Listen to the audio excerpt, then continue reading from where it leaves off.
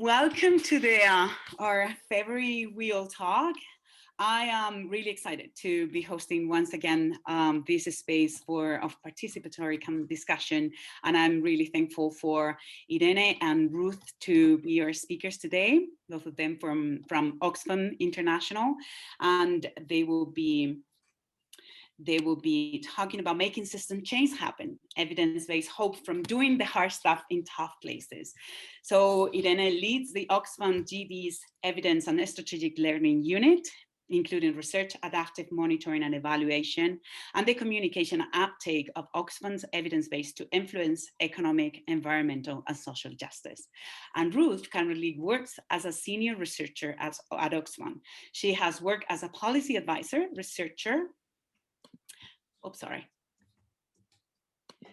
researcher and program manager, and published widely on social, climate, and economic justice issues. So I'm really grateful for them to dedicate this time to provide us with everything that they have been working together. And I'm positive that this is going to be a really interesting talk. For those who are joining the WEAll talk for the first time, some of you have been joining this in a monthly basis. You're faithful to this space. But for those who are the first time, this is a space where we provide the time for members to talk about a specific topic, but then it's a participatory event. So we're going to have time to ask them questions, to share ideas, projects, suggestions, knowledge around the topic that they're bringing to us. So while they're going to do their presentation, please use the chat, and I'll make sure that if you have any questions or any comments, that I will bring them to Irene and Ruth for them to know if there are questions specifically. And but if not, I would probably ask you to open your mics and do it, personally, because this is a space for all of us to contribute and chat and share. So I hope I'm not forgetting anything, and here I'm going to be facilitating the session. I'm the network lead of WEAll, just for you, the ones who don't know me, and really pleased to allow the space now for Irene and Ruth to do the WEAll talk. Thank you all for coming today. And thanks so much, Anna, for bringing all your energy to the invitation. When Ruth and I engaged with Anna, we were like, oh, we want to bottle some of what she brings to the conversation. So thanks for that. So I'm Irene, and I'll start, and then Ruth will follow. So we're all living systems change now with COVID. I was driving over from the Netherlands, amazingly enough, actually today, and I was thinking how very different my experience was to even just a year ago, with nationalism, borders closing, all kinds of things in place to respond to this involuntary systems change. So that's what we're not going to be talking about. So we're going to be sharing examples of very intentional systems change. And the journey started about 2 years ago, when Ruth, myself, and a few of others from our team were asked to basically summarize the trends with poverty and inequality. And we were getting so depressed by it. And it didn't seem to fit with how we were experiencing the incredible hives of fundamental change that we were seeing in lots of places. And there is also lots of data around incredible improvements. So we decided to start to establish something that we're calling the evidence base for hope. What evidence do we have to really understand? To not just hope, but to infuse people with examples that they can draw their inspiration from. And what can they tell us as a set? So let me just share my screen, and there we go.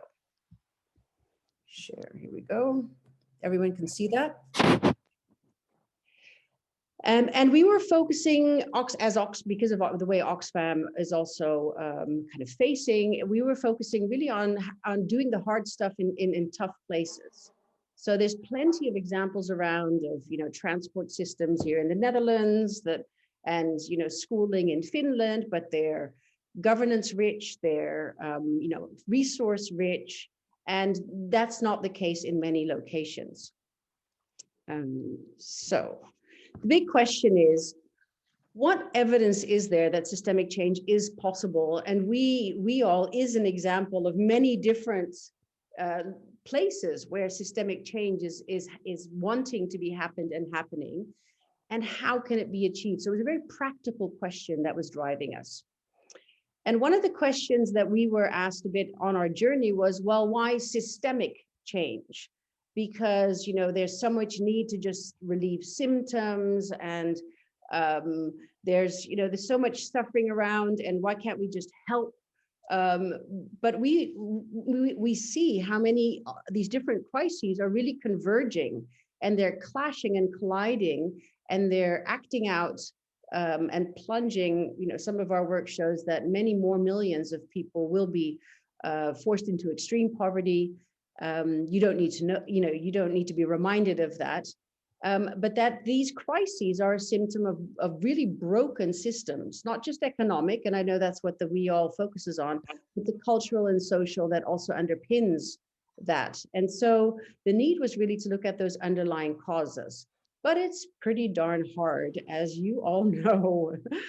So we do feel, so while this project started a couple of years ago, the COVID crisis has given an opportunity, I think, for the world to, because there's a recognition that the system, we don't want to build back. We want to have a radically better future. We need a different future. And ideas that were considered ridiculous, even 2 years ago, suddenly people are saying, hey, that might be an idea, universal basic income or green New Deals, even certain peace processes. So this is the Overton window, right? We're experiencing a period when there's more receptivity to weird and wacky ideas, notwithstanding some of the pushback, for sure. And we're seeing a really enormous diversity of movements in response to COVID as well. That's a piece of work that we're also involved in. There's phenomenal agency individually and collectively. So there's the challenge, but also this incredible opportunity. So we set out to trawl through lots of different examples. Hundreds of examples, a long list of about 80, and we settled on really documenting 18 of them, and that's what we're speaking to. So it was really, we said we wanted to focus on examples from lower income and challenging contexts, and they had to show demonstrable, reliable evidence with impact at scale. And this impact at scale is quite a complicated thing to show. And it had to be recent. We didn't want to talk about, the example of slavery or the suffragette movement, but recent change, tackling structural causes, and then working on these 3 crises that we named that are colliding: patriarchy, climate, disrespect for environment, and extreme economic inequality. So as you listen through what we've been finding, try and think about the systems change that you yourselves are involved in, because we're going to come back to that at the end. And pick an example. It could be something small, geographically or thematically bounded. It could be something large, a big experiment that you're involved in, and see to what extent some of the factors that we're going to be talking about are present or not in what you're involved in, because that can give us a basis for having a discussion about, well, what might be missing, what are we missing, because we just have identified a few factors. So here's a couple of these examples. Men Care in Rwanda, giving you a sense of scale. They were social learning groups with only 6,500 people, but the messages are really spreading out through millions. This has been documented. And it's really systemic change, because it's not staying confined to the women's area of normal work. No, it's saying we're shifting gender norms and men are coming into the household. And there's a whole range of different impacts that we're seeing here, from reduced violence to greater uptake of sexual reproductive health services by men. And you can see that it's scaling out to dozens of countries and many, many organizations. So this is an example of the systemic demonstrable impact at scale, dealing with structural causes. Another example is a cable car in Medellin. Sounds really simple, but it was something that's unlocked spatial and time poverty for hundreds of thousands of people.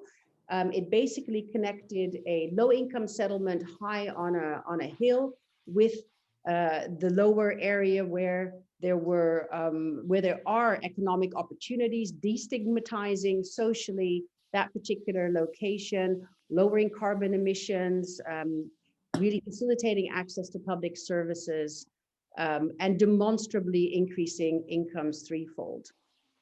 And then a final example, just to kind of get your juices flowing, the World Fair Trade Organization. When I see a single social enterprise, I don't think of scale, but together it's quite phenomenal. And this is data from a while back, actually. It keeps growing. One of our former colleagues actually now manages this, Erin, who Catherine worked with a lot. Again, hundreds of thousands of people, and working on gender. 52% are led by women, so working a lot on gender equity, very economically substantial. And so another example of a scaled social change and economic change that has cultural benefits as well. So together, these 18 cases, and they're about, I don't know, millions of people have been involved with them, co-benefits that Ruth will talk about. It's also about inclusion. So that's actually quite a tricky issue with some of these examples.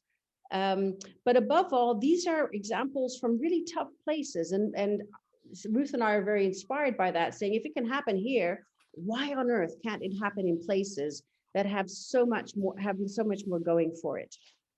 So my final slide then is to keep in your mind the 6 factors that really stood out from all of these cases, and I put success in quotes.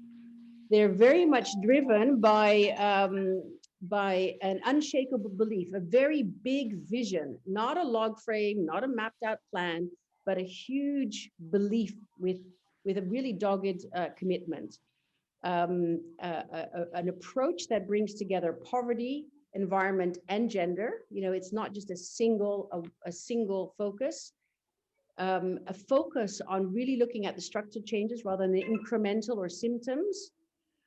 Scale, and so Ruth will talk a lot more about scale, a deliberate linking of scale and inclusion. Then a long-term strategy, not a 2 or a 3 or a 4-year project.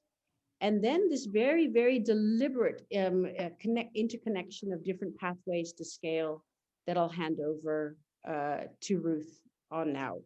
So that's my kind of setting the scene, and Ruth will go into a bit more detail on a few of these aspects. Thanks, Irene. Yeah, so I'll drill down a little bit more into some of the insights from the cross-analysis of the case studies.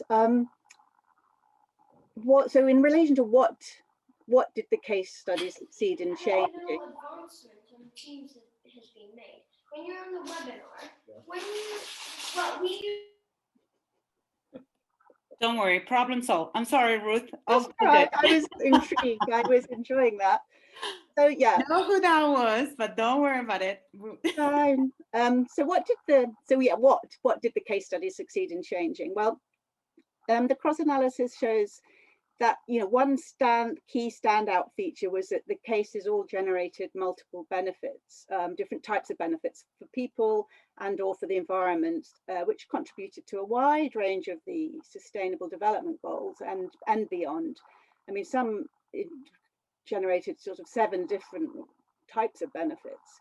And these included income, which is still the main focus of some dominant development interventions, but also a wide range of other benefits relating to civil society voice, political participation, gender justice, access to land, all the things that you will be familiar with that people work on and struggle for on a daily basis.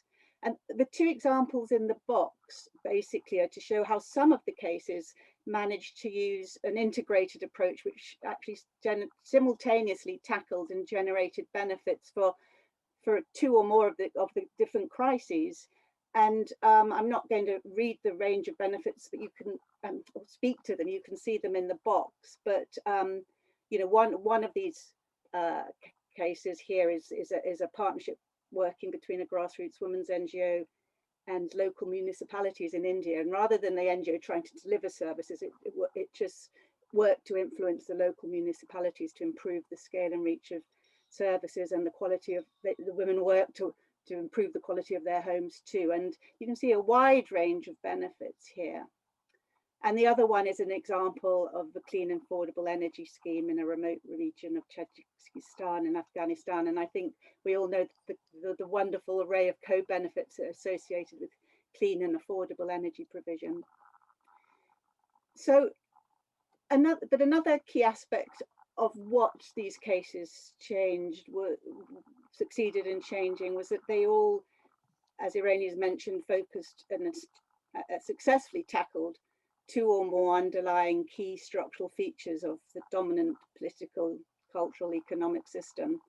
And this slide just gives you, well, actually first just, I mean, this is significant because structural change is still often considered too difficult or radical by mainstream approaches. And, you know, what's great for me about these cases is they show, yes, it is possible. And it's not just possible, it generates the kind of benefits we've seen. And this slide shows a kind of list of the kind of structural factors that the cases tackled. For example, you know, whether it's number one, rebalancing power and gender relations. There's examples of building and strengthening social movements by Mosquito indigenous people in Honduras to gain their historic land rights, or building workers, coalitions with human rights organizations in Bangladesh to strengthen the rights of domestic women. Or, I won't read them all, but another example being number 5, the spread of agroecology across the Sahel, or among campesinos in Cuba. So, I mean, there are many more examples, but that's just to give you a flavor, and I hope you've been able to read the list. So this kind of structural approach, as I say, I think we think is quite significant in contrast with other existing approaches that may focus only on alleviating downstream symptoms, you know, such as safety nets, aid programs, curative health programs. Vital as these are, we also need to be focusing on tackling structural causes, and it is possible to actually, as we know, do both at once, alleviate symptoms and tackle structural causes. The case on the Bolsa Verde case in Brazil is an example of a government safety net, for example, that not just only provided very poor people in remote areas of the Amazon with a income but benefit, but also managed to support them to reduce deforestation by a significant amount in the areas covered. And another area where they differ is about, you know, there's many cases we seem to be surrounded by fragmented campaigns, firefighting, myriad single issues, or other than that, we can actually find ourselves getting totally paralyzed by the complexity of the system and not knowing where to intervene. And these all have made a strategic intervention around some core levers or structural causes. And of course, then there's an issue about that they've all tackled more than one structural cause, and often invisible, not just visible structures. So shifting invisible cultural belief, social norms, not just changing visible government policies, etc. So in terms of how systemic change was achieved, I think it's true to say most of the successful cases involved a mix of scaling pathways. And I think vertical scaling is perhaps the most well-known pathway, which involves big institutions like governments using their powers and policy instruments to implement and deliver solutions at scale, or enable others to grow and spread them. There's quite a lot of examples here, but in a number of the cases, there's quite a large number of cases, but as mentioned, we didn't really have any that had that made the grade by just tackling or improving government policy on its own. All of the ones that made it into the shortlist had also had improved policy or changed policy, but accompanied that by either strengthening civil society voice, or widening political space, or strengthening accountability mechanisms or enforcement mechanisms, or influencing norms and behaviours of public or government officials. We also had examples of cases that showed how influencing government practices rather than changing a law or policy can have transformative effect. So, for example, you know, in Bangladesh, there's an example of government and local communities working in tandem to monitor gender-specific government budgets and expenditure, which contributed to a significant increase in spending on girls' education. The other type is horizontal scaling, which is perhaps more often overlooked. I don't know, it depends on the person, but it involves a widespread copying or adaptation of solutions, whether policies, laws, practices, behaviours, by others. So in our cases, well, what we saw was a remarkable ability of affected people to actually to devise and spread solutions to systemic problems themselves. What we saw in our cases were two types of diffusion. Sort of one set was largely spontaneous.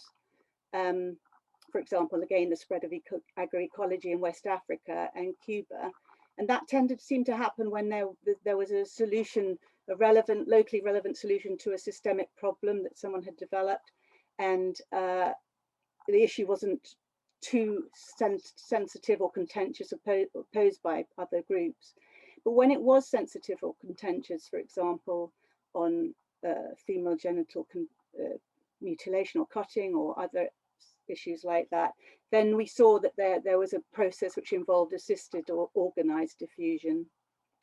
And that involved, in our cases, two types. One where the initial group, after developing a solution, then cascaded it and spread it themselves and to other groups, and those groups spread it on, or where umbrella organizations formed, like MENCARE or the World Fair Trade Organization, to help share proven approaches and methodologies that other people can adapt and use.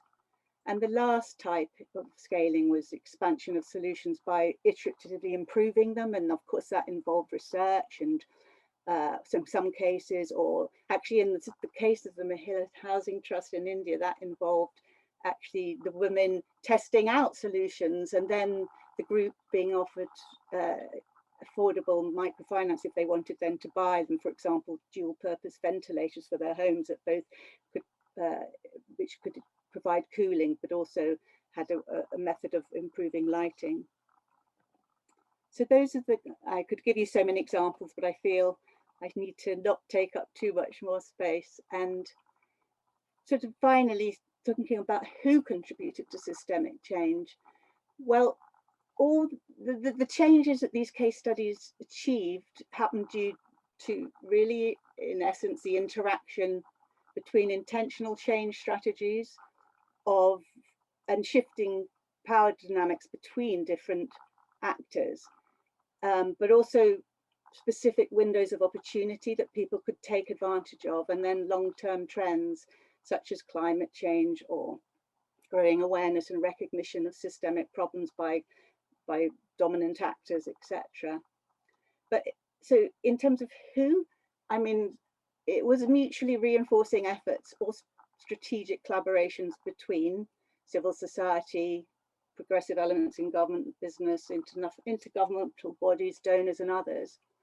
But what was interesting too was that the cases that were more inclusive and had they all had affected people or public interest organizations leading or involved in designing and implementing solutions.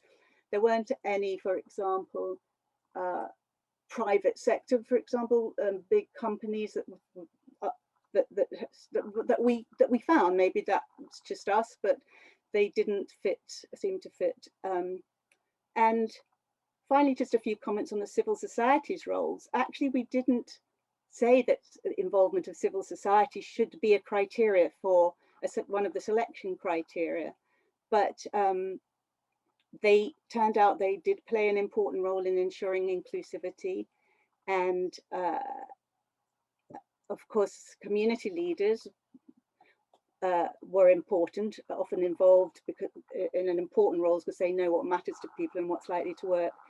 And another finding, which I think was interesting, was some of the literature on social movements has said some parts of it say that they're not able sometimes to reach change at scale. And here we had a few examples of grassroots associations and social movements actually achieving or contributing to scale. So that's just a few of the insights and to share with you.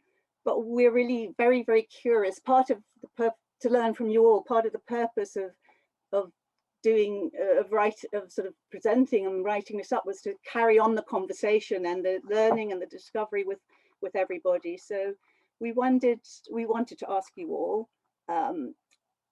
We'd love to know whether any of this resonates with your work, whether there are any particular of the features that you recognize, how strongly you might rate your work on the different features, you know, red, amber, green, and what's missing, and what other cases of inclusive change at scale do you know of? I don't know, Irene, do you want to add anything before we hand over to questions and to people's contributions? We're very keen to hear from you all. No, I think I'm just keen to hear from other people whether, the main one is whether the islands of success, many people are working on little islands of wonderfulness, you know, and whether they see them leveraging systems change, because the risk is that they become little parallel systems that don't, you know, they don't have a virus that affect the majority systems. And I think that's the kind of positive, benign virus effect that we're interested in understanding a lot more of. So over to everyone. I just want to, well, thank you, because I can imagine how tough it is to summarize everything that you've done in this 20 minutes. But thank you so much. And I think you have provided with enough information to continue with the conversation. Irene, it would be wonderful if you can stop sharing so I can look at people. And if you raise your hand, even physically or using the Zoom option, that would be wonderful. Many good comments have been added on the chat, and I know Simon has added many of them, and Catherine, and I think I've seen a few other names. So first, I would love, of course, to all of you, any of you who wants to respond to what they have just asked you. Otherwise, I just want to make sure that all these comments are verbally shared with all of you. Anyone who wants to? Attila, you want to go first, and then Amanda. It's Ruth. It's amazing. This presentation was really insightful. But I think that when we are talking about structural change, the underlying structural problem is in our human nature. So if we want to understand or want to change the system, we need to change something in ourselves. So first we need to identify the problem. So what we at the Green Revolution Foundation, I'm the founder of the Green Revolution Foundation from Amsterdam, and what we say that the climate change problem or this economic environmental destruction is basically a symptom of the problem, is the effect of the problem. The problem is the infinite greed that exists, and the human history showed that how greed is addicted to power. What Gandhi said is that earth provides enough to satisfy every man's needs, but not every man's greed. And what Einstein said, that three great forces rule the world: stupidity, fear, and greed. So we already know the psychological processes behind our problems. And if we tackle, so what we have to do is basically we need to create an economic system. So when we translate love to an economic solution, we come to sharing, because love grows through sharing. So we need to create a circular sharing economy, which based that we have to identify that greed is the problem. So if we take out greed from the system, then the system starts working for everybody.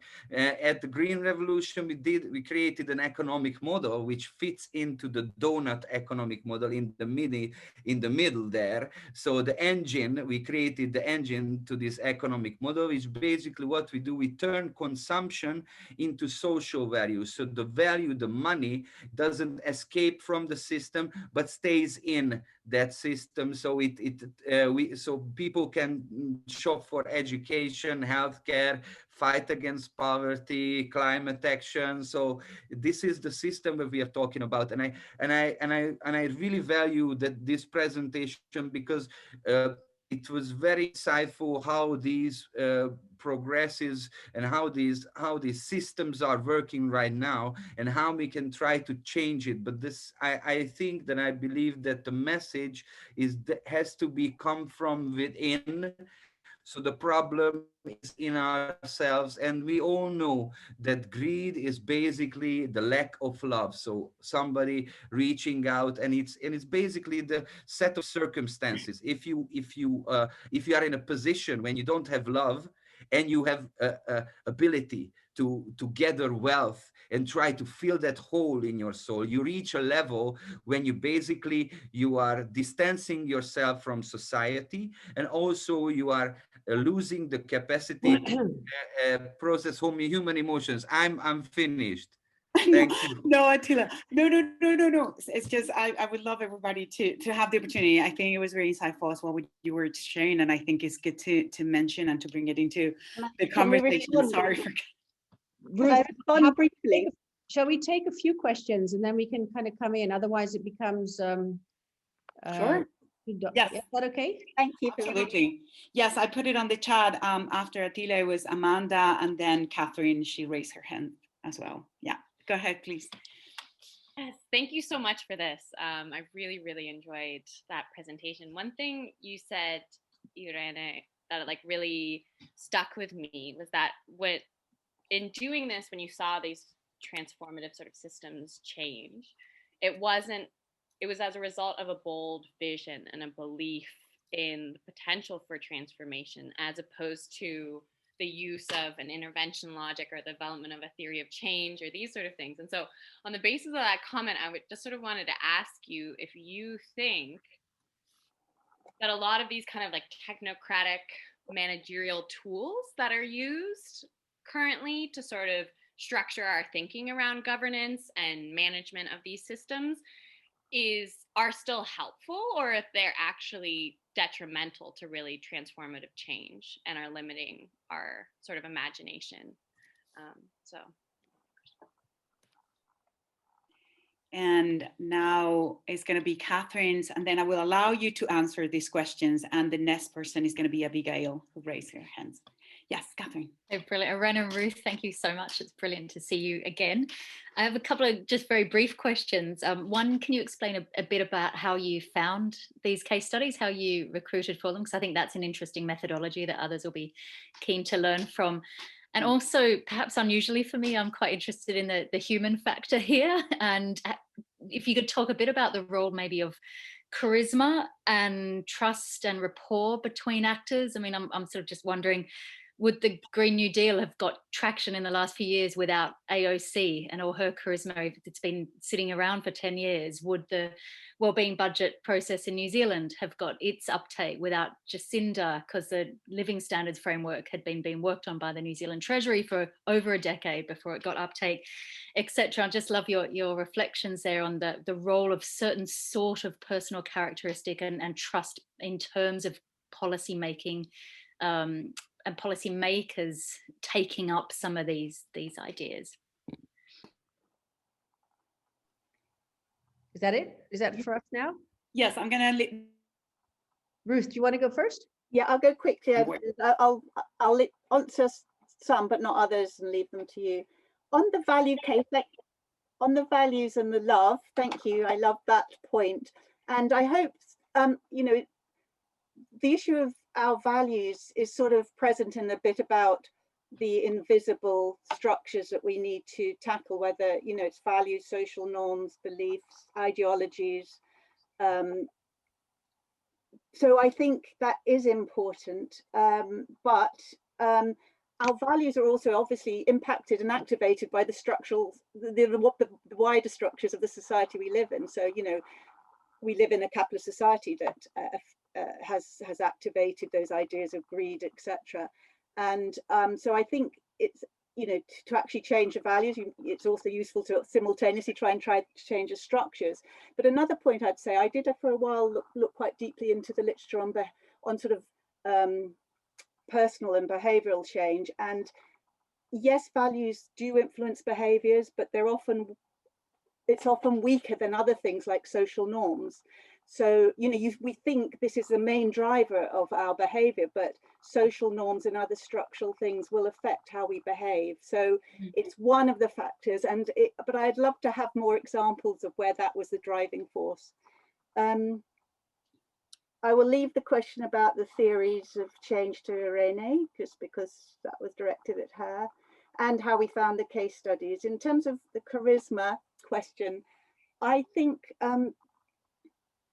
I do think that in some of the case studies that those having charismatic leaders was important, but rather than us finding that it was charismatic leaders, because perhaps we couldn't drill down enough into the detail of this, because we relied quite a lot on secondary documentation. But what did come out was this role of community leaders, whether of geography, place, identity, workplace, faith, so people who people trusted. So I do think that was an important finding that came out, but whether they were also highly charismatic, I just don't have the evidence. So Irene, do you want to add anything?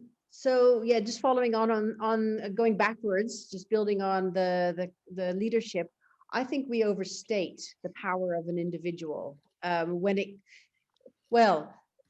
all of these stories of change are long stories of change, right? And at a certain point in that trajectory, you have an individual who can play a catalytic role to take it to a global attention or to try it out, but they have long tails. And so I think if we invest too much in the idea that there's an individual needed, the face of something, I think we do a disservice to the army of people who are needed to actually give it hands and feet and make it happen. For example, I was chatting yesterday with the resistance in Nigeria to the COVID restrictions, and because of the need to do it all online, there's actually no face to the movement. So it's all the leaders are invisible. So of course that's a very inclusive way and a very I'm the hero way to make change happen. So I would be a bit cautious around that. And we all know that you know, charismatic leaders have got, you know, no one's perfect. I was listening to an interview about Chavez in the US. Oh my goodness, very flawed, or Mahatma Gandhi and others. So on to something more pragmatic, Amanda. Some of the cases were quite linear, technocratic, let's say. And Ruth and I had quite a bit of discussion about one of them in particular, which was around a big energy poverty reduction program on the border of Tajikistan and Afghanistan. And that was quite a classical program of work, but it had a very catalytic function in terms of how it unlocked all kinds of other systems of systemic crises in that region. In other cases, for example, the FGM, the female cutting, that started as from a basis of moral outrage and a kind of a recognition of suffering and much more localized. But as it then grew, you can then the scale, you have the replication. If you think about the different kinds of scaling pathways, technocratic version of it, the technocratic systems come into play when you want to just replicate stuff that has worked, right? So it's about knowing when some, a log frame or a formal project, like World Trade, the Fair Trade Organizations, there's a lot of them now, right? And you can standardize it. But in the beginning, it was a lot of experimentation. And then, was there another one that I had to look at? How did we find them? Oh, how did we find them? Yes. Oh, gosh, it was so hard. Lots of trawling through endless databases and, websites. We set ourselves some pretty difficult criteria. So we wanted them to be recent. So that kind of discarded a lot of, the classic examples that are always used. We wanted them to be in really hard places. So we had to get rid of the Finlands and the Netherlands and, all the Scotlands of the world.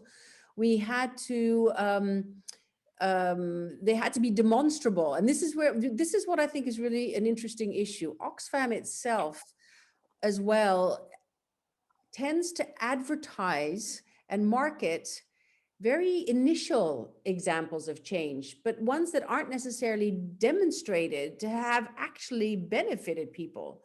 So there's a lot of examples. I call them little islands of success, or we had one case from Timor-Leste that was actually a legal change related to land reform, but we didn't have any data that showed that it had changed the situation for women. And so we discarded it at the last minute. So there's a real need for some solid cases that demonstrate these systemic shifts and how they've benefited people. And that would be a fantastic bit of research, actually, and linked to the co-benefits. Yeah. But we can show you what we trawled and what we then got rid of. Thank you so much. Just really briefly. Oh, sorry, Ruth, go ahead. Add to what Irene said. It was hard getting impact information, but for us, why the cases are useful for Oxfam in particular, just to build on what Irene said, because we tend to, as she says, either have small examples or we have these big generic policy changes based on a problem analysis. And so this actually, part of what this does is it fills this middle area, it provides in-depth examples and case studies of solutions that can be used either to inspire and inform people and or to actually demonstrate to governments and others, of course, that here it's happened, here it's possible. But sorry, carry on. All right, so we are 15 minutes to the hour. I hope that if it goes a little bit, I just want to make sure there are two people with questions, but Irene and Ruth really want to throw a question to all of you. So let's make sure that we're going to have time for that, because I think it's going to be very meaningful as well for everyone to hear the responses that they're going to get from all of you. So Abigail, please go ahead, and then Simon. Oh, hi. I'm sorry, my internet is not very stable. So if I turn my video on, you will not be able to hear me clearly. Besides, my picture is nicer than my current state. So that's not true. So I'm just wondering, what are some of the major trade-offs that you have, come across? Some of the examples. I will share an example for in Ghana. So there was a case of involving male involvement in maternal healthcare, and what the midwives or the Ghana Health Service decided to do was that if you brought a man to the hospital, if a pregnant woman brought a man to the hospital, they would attend to you first. before they attend to the pregnant women who didn't come along with any male partners. And I engaged them on social media. I'm like, okay, so I could just pick a man at the hospital gate and you see me before you see the other women who didn't come with a male partner, because we know that other stakeholders are very important in this healthcare situation, like a mother-in-law or auntie or somebody else. So if the woman has any other support apart from male support, regardless of what male it is, you would attend to them first. It was weird to me, but they didn't understand. So I'm just thinking to myself, these are some of the issues that, I mean, you have had to deal with that have other consequences. So clearly in a situation like Ghana, the problem is with paternal involvement or lack of paternal involvement is, gender stereotypes and skewed power dynamics issues. So, and this is just going to worsen it, in my opinion. So in the case of men care in Rwanda, was it Rwanda? What some of the trade-offs you have had to deal with? Some major ones you can share with us. Thank you. Thank you so much, Abigail. Simon, if you want to ask your question, then they can answer and they can ask you, Irene and Ruth, they will be asking you a question. Let's do it. Simon. Cool. No, I just wanted to respond quickly to what Amanda was saying earlier about, the theory of change, or kind of more structured visioning versus just the deep sense of hope. And I think in our experience, the hope aspect seemed to kind of come into play amongst people working on the ground, amongst change makers that were sort of leading different organizations, and that was what drove people. But then for the external communication to attract resources, whether it be from formal funding bodies or kind of other more resourced people within Johannesburg, that was very useful to have more of a kind of cohesive, this is what we're about, and kind of more of a kind of idea that we're very structured in our way of doing things, even if we actually aren't. And then in terms of I agree completely with the change makers charisma aspect, maybe, but I think that individuals are incredibly useful or important to build the trust between other individuals, and that aspect of trust then leading to social capital is sometimes even more important than the kind of charisma aspect, I feel. And then I just wanted to ask about kind of why the low income focus was that around Oxfam's kind of mandate. I mean, I think that in terms of well-being economies, we really need to be looking at the wealthiest to have the biggest change and to lead by example in that way. And I was just curious about why I focus on the system change amongst the low income areas.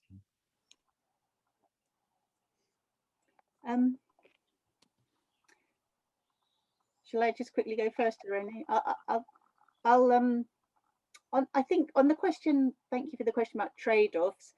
That it's a good question, and we did actually have a specific set of questions around what trade-offs there were, because we know that achieving scale, one of the risks of it can come at the cost of particularly inclusivity, or it can have perverse negative benefits. So if you look at each of the individual case studies, each of them really has a little section on trade-offs and challenges. One of the case studies with one of the most pronounced trade-offs, because we were trying to find ones that were nearly perfect and very inspiring, but one of the ones with the pronounced trade-off, for example, I don't know if this is the kind of thing you mean, it's different from the example you gave, but was around the Cape Town case, which the city of Cape Town managed to work with residents to halve the water consumption of the city in 3 years, in the face of this impending water shortage, which would have thrown can't remember the number of millions of people in Cape Town into a really dire situation. But it was such an interesting case, because they showed how government can influence and change behaviors, such as consumption behaviors, and which could have lots of learning and relevance for our overconsumption of many other scarce resources. And it was interesting the combination of measures they used to achieve that. But what they failed to do there, which was a trade-off, was to adequately consult and engage some of the women in the low income informal sectors of the economy. So there was a big criticism that they'd put the burden of water reduction on residents, and not often low income residents, and not actually help work with them to find solutions that were suitable for them. So I don't know if that answers that question a little, but I'll let Irene, do you want to answer about the why the low income focus? And Sure. So the low income focus is because the narrative that we have about what somebody recently called the majority world. I quite like that way of looking at it, right?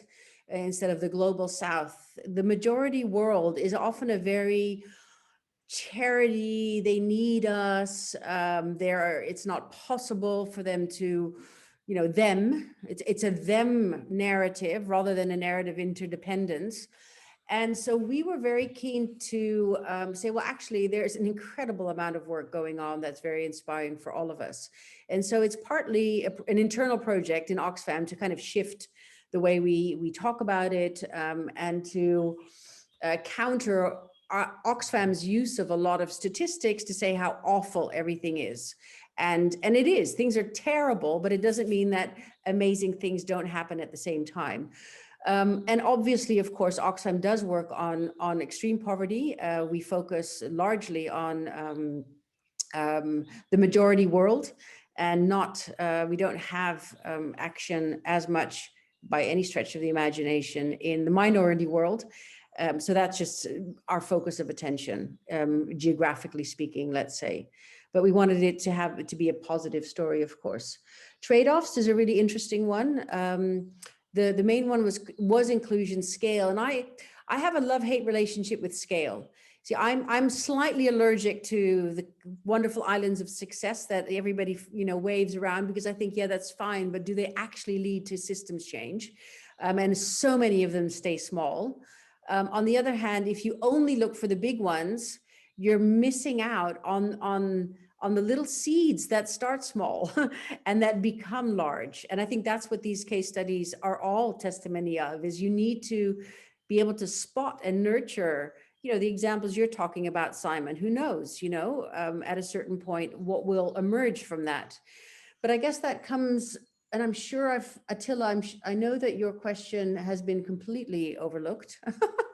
Or, well, wasn't even a question, it was more of an observation. And we all have a personal practice to grow our own love and to grow our own hearts. What I have been struck by some of the cases is how much of it has been infused by compassion and empathy. And, like the low-income women's, wanting everybody to have more, it's from a place of wanting to redistribute goods. And so it's a very generous place. On the other hand, rights have to be claimed. It's not, because the greed drives so much of the decision making. You have to go out and you have to say, hey, actually, guys, this is what we've signed up for as a world. So there's an interplay between growing the heart space and then bringing people, telling people, you have no choice, you need to do this for us. So trust is a really fascinating one. I think it'd be fantastic to have a whole WEAll talk about the role of trust, because that's coming up a lot in our research on COVID, how important bonds of trust are in accelerating and amplifying, but I won't go into that one. But can I end with a question for you then? So one of the things I'm struck by is that you have this basket of really intentionally scaled, technocratically driven, often initiatives that say, boom, I don't know, energy for 1 million people. But then you have an enormous sea of smaller examples that are also showing change. And I guess for you, the work that you're involved in, how intentional are you about your scaling pathways? Or do you have a theory of change that just kind of assumes in leaps and bounds that somehow the magic will happen? Or do you say, well, it's this lever and it's that lever and let's try that? And how do you work with, how much does scaling pathways play a role in the work that you do and how you think about your work? Ralph, I don't know if unmuting yourself means that you want to talk. Yes, go ahead. And then Simon. Yeah, sure. And I have to acknowledge that the organization that I lead is a strange animal. It's called R3.0, Redesigned for Resilience and Regeneration. And yes, scalability is a very important part of the work that we do. And why is that? Because we have a very different approach than the majority of all other organizations that we now have. We have started off with designing what is the ideal state. What is a regenerative and distributive economy as we want to have it? And we are then backcasting from there to the situation of today, and then have defined all of the different topics that need to simultaneously leapfrog in order to get us to a regenerative and distributive economy. So it is, and you may call it technocratical, I call it very practical.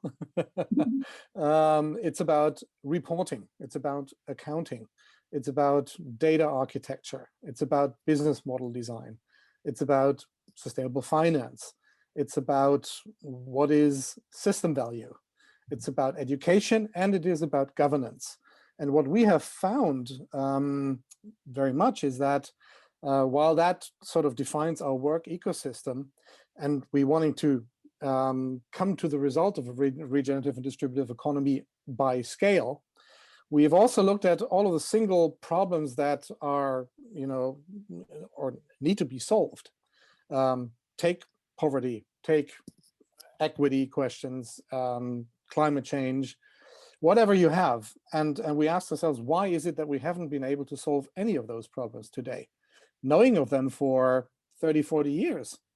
And what we found out is that this work ecosystem that we have that combines the combined know-how of finance, of system value, of education, of governance, and then business model design, accounting, reporting, that you need to really tackle problems from all of those different dimensions in order to come to a systemic and scalable solution. So just stopping it here, I think you used the word islands. That's exactly what I see, islands of impact. But that is actually partially undermining the idea of the systemic regenerative and distributive economy solution, because we are sort of partially shoulder clapping on the little successes while we're undermining the systemic solutions. Thank you so much, Ralph. Simon, I think, yes, you raised your hand. Go ahead. Yeah, I don't know if anyone else wants to, I already spoke. I don't know if anyone else wanted to speak before. Nobody else has raised their hand. Okay. I mean, just very quickly, I think just for Makers Valley Partnership, it's really been a combination of kind of having the broader vision that we had, like a series of basically theory of change processes that we spoke to, and that does kind of direct the scaling intent and kind of what fits into the broad vision, but then it's really just been about trying to look at the windows of opportunity, like you mentioned earlier, and really, any kind of opportunities that come up along the way that vaguely connect to that broad vision, and have been very mindful and pragmatic about taking advantage of those opportunities. And I think, we've had a lot of success with showcasing through social media and otherwise, and then other people finding out about it, and then other kind of so-called islands picking up on our practices, for instance, with the COVID-19 response. And then we've been working at a kind of broader policy level through the social economy processes in South Africa, which just happened to be at the same time, but we really kind of pushed ourselves into that space so that we could also have leverage at a policy level. And I guess it's just been, yeah, and also the tactical, pragmatic compromises along the way that we've had to do to see the action, so that we're not just waiting for the revolution, but we are seeing the action in the meantime. A lot of theories of change that I see don't actually tackle scaling explicitly. And I think there's a bit of they kind of assume it somehow. And, but I do think that there's a bit of a trade-off there between wanting to overthink it. And at a certain point, you have to just seed it. I think Kate Rayworth gave a talk a couple of weeks ago, and basically our colleague Duncan, he said her theory of change is big idea, thousands of lights, let it all happen, you know. And I'm like, okay, well, that's an interesting, but you know, I think I don't know, I think that there's a bit more intentionality there, because she does bring more than just a big idea. She brings a lot of tools, and you know, and it's an idea that matches the time. So there's also an issue of timing here with some of this systemic change. I don't know if anyone else would like to. Oh, sorry, Ruth. Oh, God. No, let's. Time, you know, go ahead. I just wanted to respond really quickly to this point about, you know, where do you intervene, and like, you know, so that you can intervene by looking at the whole system as it is and what you want. And actually, for systemic change, what we do need, obviously, is that we need action in multiple sectors by multiple actors, and it's ideally it would be coordinated, but we were not focusing on whole system or whole country level. We decided to focus on meso level, which is the sphere of influence where Oxfam Partners Allies has influence, and because it's a slightly neglected area. So I think we found that you know, what we have is examples that are all contributing to ultimate systemic change. I think a lot of people would share a vision of systemic change, but some of them were just on their own, some of them are in collaborations, but they're not coordinated between the whole set of them, but together they're actually, you can see how people from all these different places are contributing to something that needs systemic change. But you know, nice to know that other people are doing the whole system design, and that can help provide flesh out the vision and the practicalities of what and how that might work, like a circular economy. Yeah. Well, thank you so much. I'm aware of the time. As you have noticed, some people have to leave and jump into a different call, but I really want to appreciate that you have stayed all the way to the end. I want to say a huge thank yous to Irene and Ruth for what they have shared with all of us today. And I hope the conversation will continue on Slack, will continue on the WEAll Citizens platform. And I just want to make sure that you know that you can connect with them if you want to continue sharing and responding to what they just asked, and continue the conversation on it.